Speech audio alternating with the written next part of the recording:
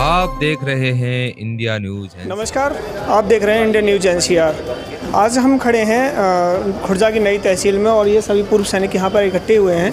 तो अभी हम जानेंगे इनसे कि ये सभी लोग क्यों इकट्ठे हुए हैं और इनका मामला क्या है। सर, आपका सबसे पहले सर आप अपना नाम बताइए। मेरा नाम सूबेदार राजवीर सिंह, जिला उपाध्यक्ष अखिल भारतीय पूर्व सैनिक। आज जो सभी लोग इकट्ठे हुए हैं, ये मामला क्या है? ये मैटर जाहिदपुर कलां का है। कारगिल शहीद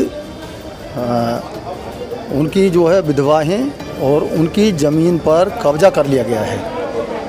तो आज तहसीलदार साहब से हम नम्र निवेदन करने के लिए आए हैं कि जो भूमाफिया ने कब्जा कर रखा है उसको वहाँ से तुरंत हटाया जाए और कारगिल शहीद के परिवार को न्याय दिलाया जाए। तो आप जो खड़ी हैं, आप शहीद की पत्नी हैं, वीरांगना। तो आपका नाम क्या है? इंद्रमणि।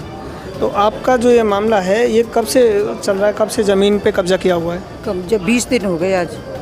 20 दिन हो गए। तो आपने इसमें एफआईआर कराई या तहसील को कोई एप्लीकेशन दिया? मैं सबसे पहले चौकी आई थी इंचार्ज साहब के पास, वहाँ मैंने अपना एप्लीकेशन दिया था।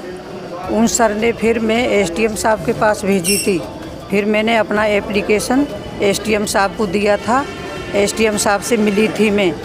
उन्होंने मेरा कब्जा, उनके पास मैं 3 दफ़े आ चुकी हूँ, पर अभी तक उन्होंने मेरा कोई सुनवाई नहीं की। फिर मैं उनके बाद में सीओ साहब के पास में गई। सीओ साहब ने मेरे एप्लीकेशन लिया। उन्होंने तुरंत ही आदेश करे इंचार्ज साहब के लिए कि इनकी टीम लेके नैया इनके खम्मा जो अवैधों ने गाड़ दिए हैं वो उखड़वा के और इनका कब्जा किया जाए। मगर चौकी से भी मुझे कुछ न्याय नहीं मिला। फिर मैं एसडीएम साहब के पास गई। उन्होंने आदेश करे होंगे तो वो भी सर के ही पास करे होंगे, एसडीएम के पास। पर अभी तक मुझे इस तहसील से आते आते 20 दिन हो चुके हैं। मैं दर दर की ठोकर खा रही हूँ, एक शहीद की पत्नी होती हुई, पर मुझे न्याय नहीं मिल रहा, कहीं से भी इंसाफ नहीं मिल रहा बिल्कुल भी। मैं सबसे हाथ जोड़ के विनती कर रही हूँ बार बार।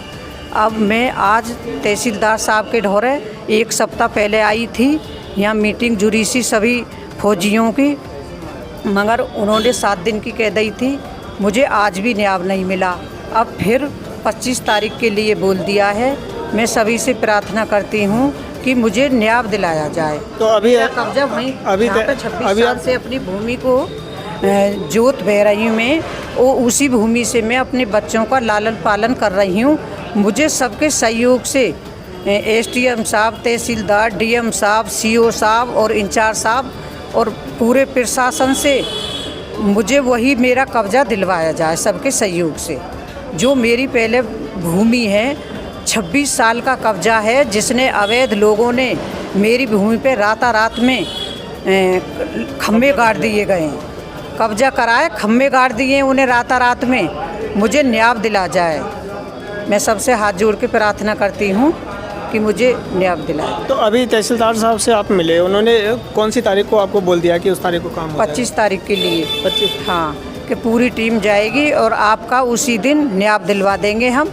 अपने खेत को जोत लेना। तो आप सभी ने सुना कि ये हमारे साथ थी शहीद की पत्नी जो वीरांगना थी।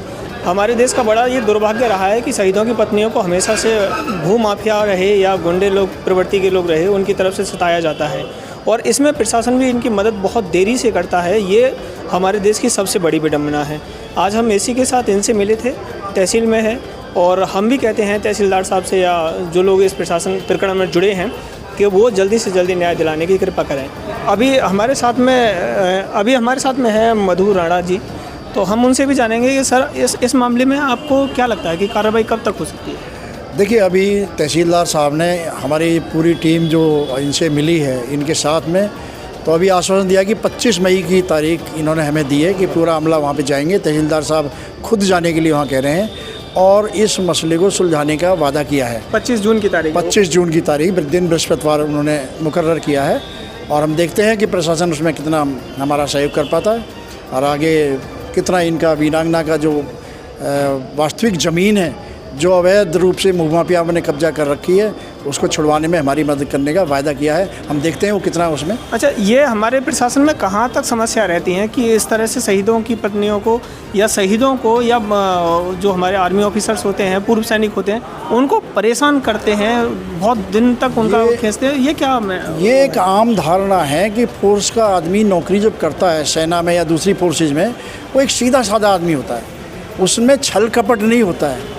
और उसका अगर कोई वीरांगना हो जाती है, वहाँ किसी की मृत्यु है, तो वो लोग दूसरे लोगों के दिमाग में ये रहता है कि ये असहाय है, ये कुछ नहीं कर पाएगा, ये तो सीधे लोग हैं।